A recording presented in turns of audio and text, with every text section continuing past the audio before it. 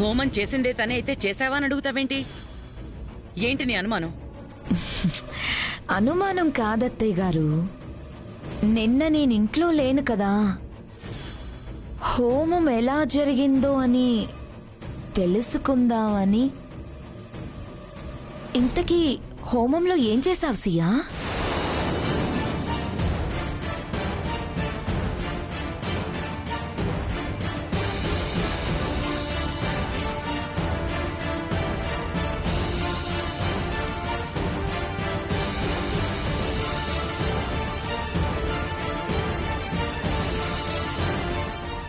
ఏం చేస్తుంది? పంతులు గారు ఏం చెప్తే అదే చేస్తుంది. అవునవును అవును. నేను అడిగింది సియాని. ఎవరు చెప్తే ఏంటి, పంతులు గారు ఏం చెప్తే అదే చేస్తారు. అది తెలుసు బామ్మగారు, నేను అడిగిన కారణం వేరు. ఇంతకీ ముసుగులో ఉన్నది నువ్వే కదా?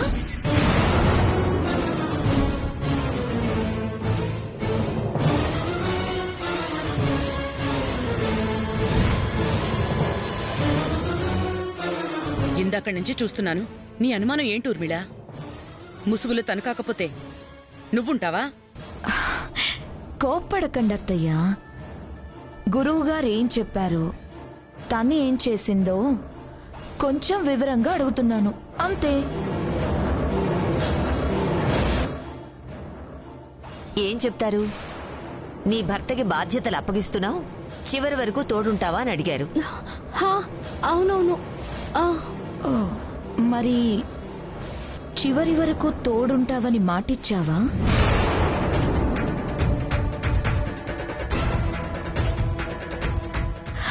అంటే మా దేవాంశ్ నీ మెడలో తాళి కట్టలేదు కదా?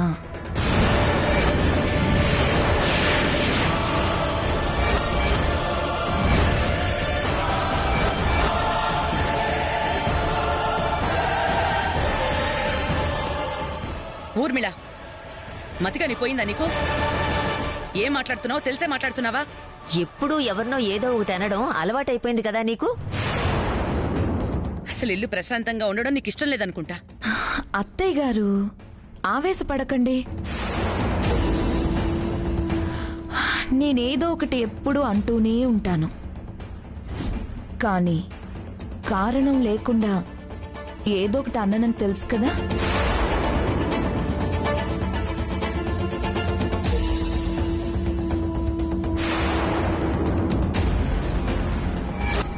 మీ చిన్న కోడలి మెడలో తాళిబొట్టు లేదు.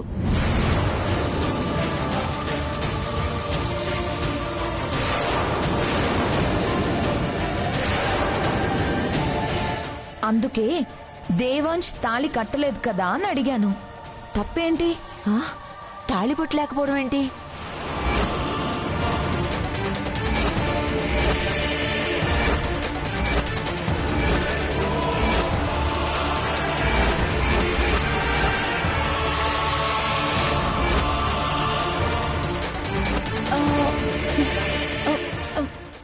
అది స్నానం చేసేటప్పుడు బయటకు తీసి మళ్ళీ వేసుకోవడం మర్చిపోయాను. ఇప్పుడే వస్తాను.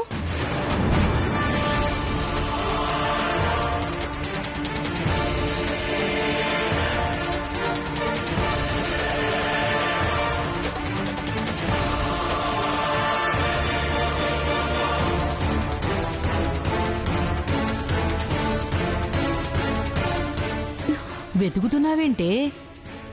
ఎక్కడ పెట్టావో గుర్తులేదా? ఇక్కడ ఎక్కడో పెట్టాను నాన్నమ్మా. అసలు తాళిపుట్టిన ఎవరైనా తీస్తారటే? కట్టిందైతే తీయరు, కానీ కట్టుకునేదైతే ఎన్నిసార్లైనా తీయొచ్చు, ఏం కాదు. నువ్వు నోరు మూయరా. ఎక్కడ పెట్టావో తొందరగా గుర్తు తెచ్చుకోవే. మళ్ళీ మీ అత్తగారు వచ్చారంటే అదొక పెద్ద గొడవ.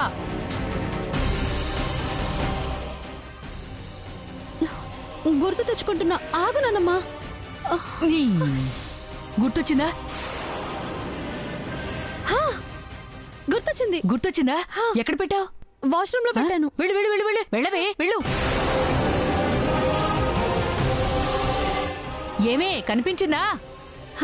ఇదిగో నాన్నమ్మా. తొందరగా తీసుకురా. అమ్మయ్యా, దొరికింది. తొందరగా వెళ్ళవే, వెళ్ళు వెళ్ళు వెళ్ళు వెళ్ళు. అక్క ఆగు. ఉపవాసం ఉన్నానని చెప్తే చెప్పావు. మమ్మల్ని కూడా ఎందుకు బుక్ చేసావక్క? ఇప్పుడేమైందిరా? మీ అక్క కోసం ఒక్క పూట ఉపవాసం ఉండలేవు? నీదేం పోయింది? రామకోట్ రాసుకుంటూ మూల పడుకుంటావు. నా శాలరీకి కావాల్సిన మేత పడాలి కదా. తొందరగా టిఫిన్ చేసినా బాగుండేది. వీడికెప్పుడు తిండిగోలే. నువ్వింకా ఇక్కడే నుంచున్నావేంటే? తొందరగా వెళ్ళు. వెళ్ళవే, వెళ్ళు.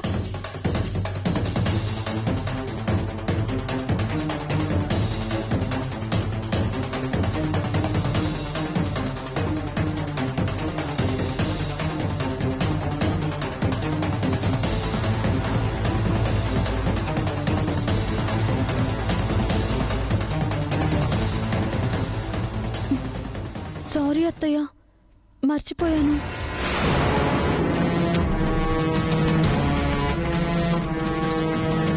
అలా మర్చిపోతే ఎలా చెల్లి? మంగళసూత్రం ఒకసారి మెడలో పడ్డాక మట్టిలో కలిసిపోయేంత వరకు మనతో ఉండాల్సిందే.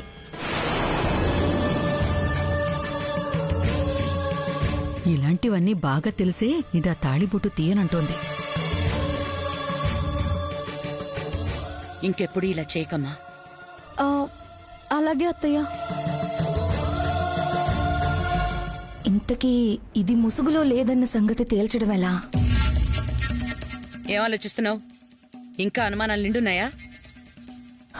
నా అనుమానాలు ఇప్పుడిప్పుడే తీరేవి కాదత్తయ్యా. షాపింగ్ చేసుకోవాలి. కొంచెం డబ్బులుంటే ఇవ్వండి. ఇప్పుడు నాకు ఆ అధికారం లేదు. ఇక నుంచి నీకేం కావాలన్నా సియాని అడగాల్సిందే.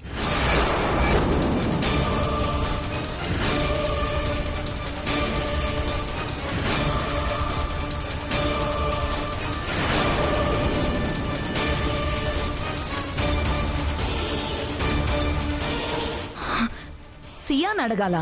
అవును. ఇంటి బాధ్యతలని దేవాంష్కి అప్పగించినప్పుడు పెత్తనం వాడి పెళ్ళానికే ఇవ్వాలి కదా. అందుకే నిన్న రాత్రి మీ అత్తయ్య తాళాల గుత్తిని సియా చేతిలో పెట్టేసింది.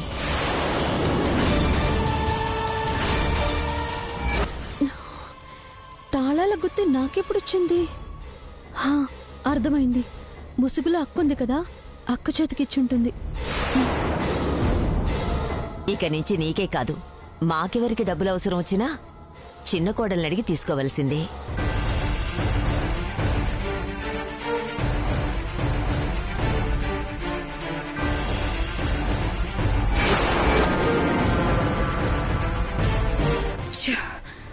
ఏ పెత్తనమైతే నా చేతికి చిక్కాలనుకున్నానో దీని చేతిలోకి వెళ్ళిపోయింది. ఏదో ఒకటి చేసి ఈ పెత్తనం నా చేతికి చిక్కేలా చేసుకోవాలి.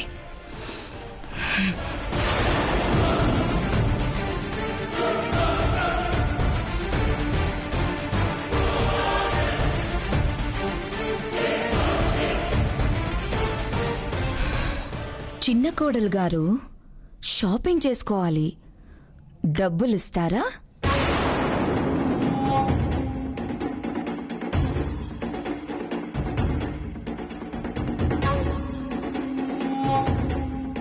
వెళ్ళివ్వమ్మా.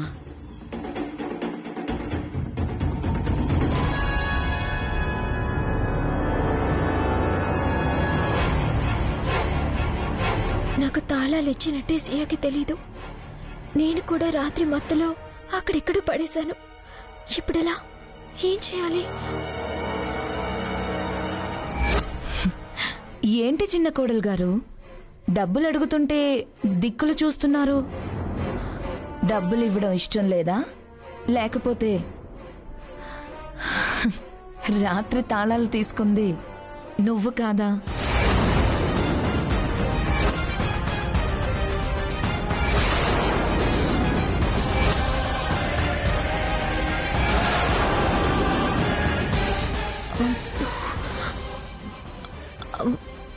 సియా కాకపోతే ఇంకెవరు తీసుకుంటారు? అదంతేలేమ్మా, అనుమానాలకి హద్దు అదుపు ఉండదు.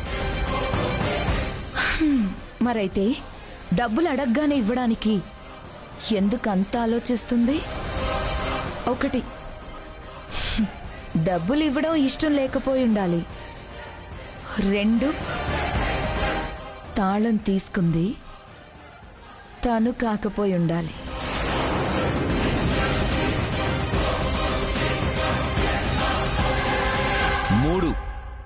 తీసుకున్న తాళాలు ఎక్కడున్నా మర్చిపోయి ఉండొచ్చు కదా.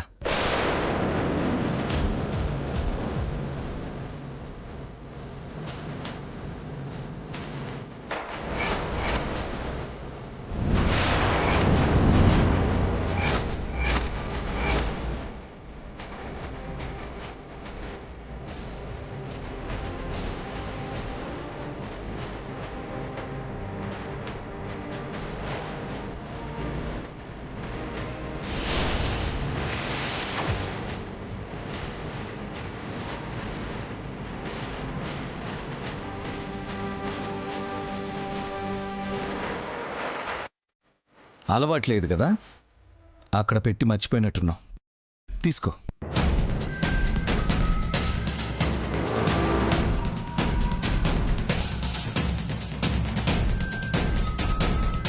చూడమ్మా, నీ మెడలో తాళిబొట్టు ఎలాగో పెత్తనం తీసుకున్నాక ఈ తాళాలు గుత్తి అలాగే ఎప్పుడూ నీతోనే ఉండాలి.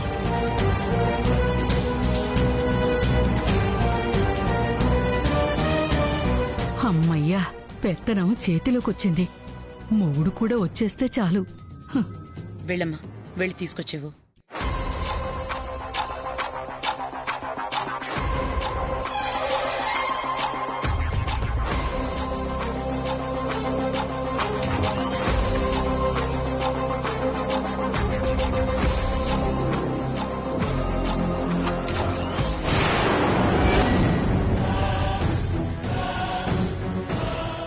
ఇదేంటి ఇంత పెద్దింటోళ్ళు ఉంటారు, డబ్బులు ఇంత తక్కువ ఉన్నాయేంటి? హా, ఈ ఇంటి మీద ఆశలు పెట్టుకుని నేనేదో సినిమాలు అవి ప్లాన్ చేసుకుంటున్నాను. నా ఆశలు తీరుతాయా? సరేలే.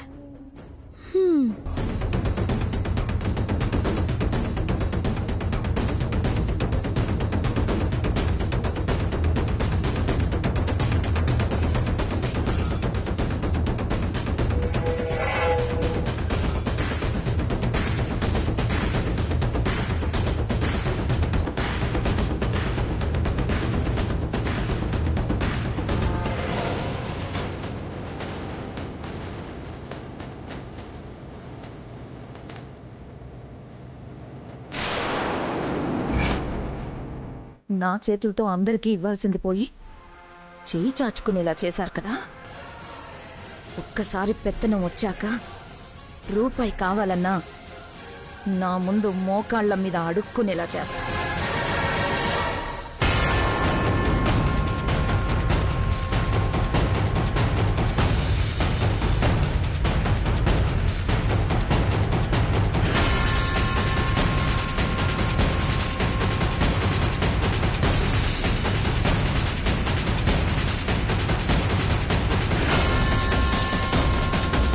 ఆయన చేతులతోనే సియాకి తాళాలిచ్చారు. అవే చేతులతో సియా మెడలో 3 ముళ్ళు వేయించాలి. ఆయన్ని ఎలాగైనా ఒప్పించాలి.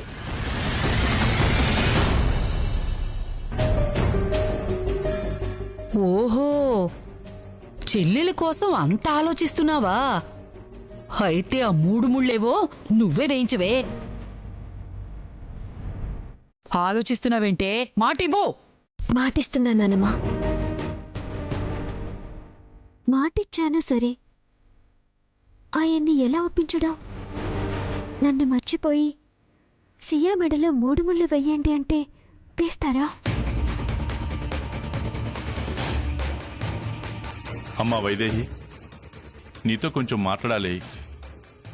చెప్పండి మావయ్య. నువ్వు దేవాంష్ని ప్రాణాలకు తెగించి కాపాడావని, కృతజ్ఞతగా నీ పెళ్లి చెయ్యాలని అన్నయ్య నిన్నెక్కడికి తెచ్చాడు కదమ్మా. నువ్వేమో తెచ్చిన సంబంధం కాదనలేక, దేవాంశ్ సియాని భార్యగా చూడలేక నిన్ను ముసుగులో ఉంచి నీతో కలిసి హోమం చేశాడు.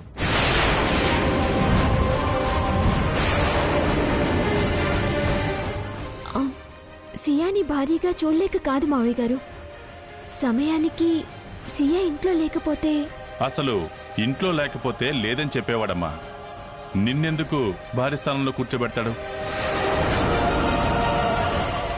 అసలు నువ్వెందుకు కూర్చోడానికి ఒప్పుకుంటావు?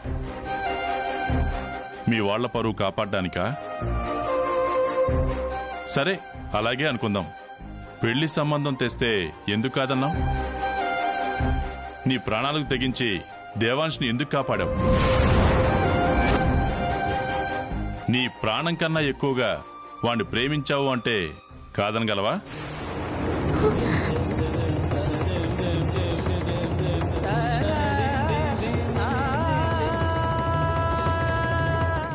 దేవాంశ్ అంతా చెప్పాడమ్మా. నిన్ను ముసుగులో చూసి వాణ్ణి నిలదీస్తే జరిగిందంతా చెప్పాడు.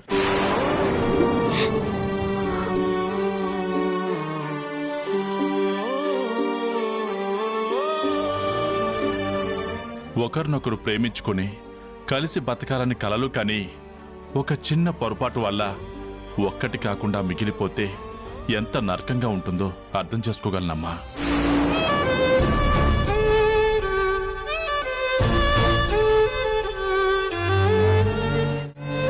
ప్రేమించిన నువ్వు పెళ్లి చేసుకోకూడదు అనుకుంటున్నప్పుడు నిన్ను ప్రేమించినవాడు సియాను భార్యగా ఎలా అంగీకరించగలడు?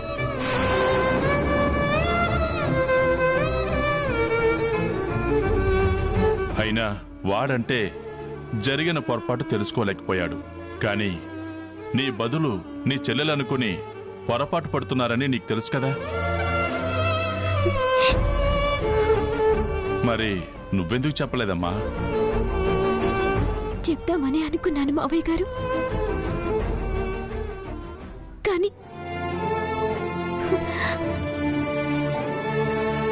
చెల్లికి ఇంత గొప్ప సంబంధం వచ్చిందని తెలియగానే సంతోషానికి అవధులు లేవు. ఎక్కడ ఏ ఆటంకం కలగకూడదని పెళ్లి జరిగే వరకు ప్రతి విషయంలోనూ జాగ్రత్తగా ఉన్నాను.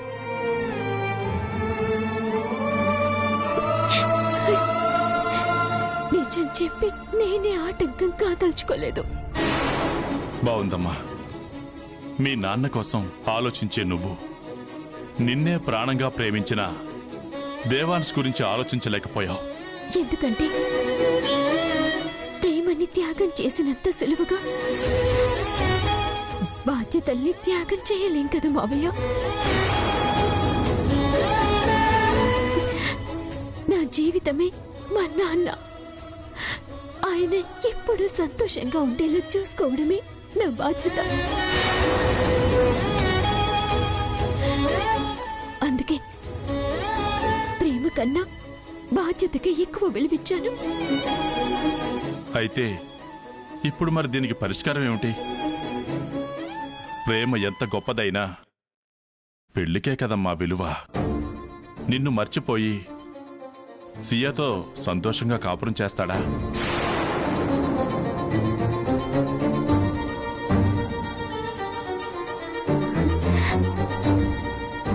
చేస్తారు మావయ్య.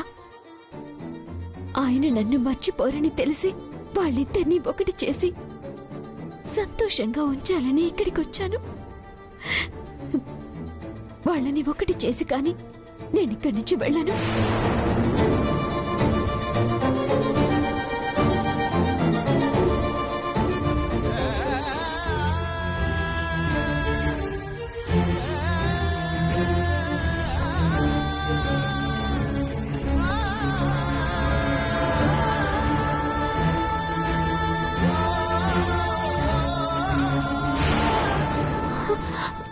అయ్యో, ఏంటి మావయ్య గారు ఇది? మావయ్య గారు వైదేహికి దండం పెడుతున్నారేంటి? నేను పెట్టింది నీ వయసు కాదమ్మా, నీలో గొప్ప మనసుకి. ఏం మాట్లాడుకుంటున్నారు వీళ్ళిద్దరూ?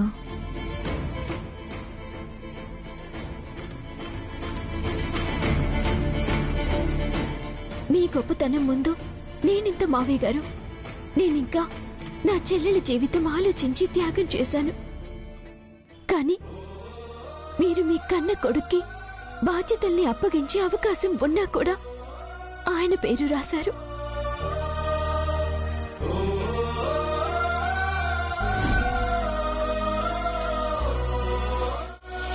మావయ్య గారు కూడా మేం గుళ్ళో ఏ తప్పు చేయలేదని నిజం తెలిసాకే మమ్మల్ని నమ్మారు. కానీ మీరు మాత్రం ఏ నిజం తెలియకుండానే ఆయన మీద నమ్మకంతో ఆయన పేరు రాశారు. మీరే గొప్ప.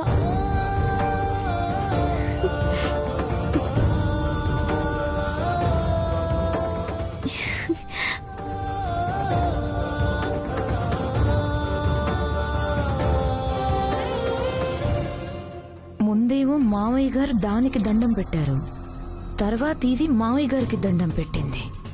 అసలేం జరుగుతుంది వీళ్ళిద్దరి మధ్య?